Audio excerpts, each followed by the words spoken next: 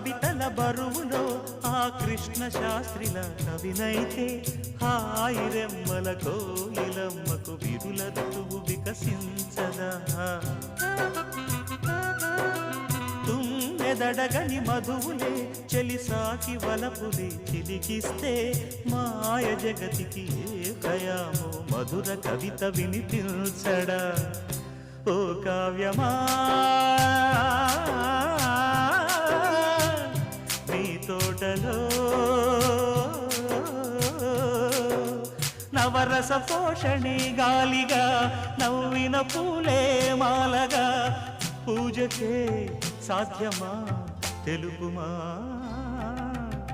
అందమా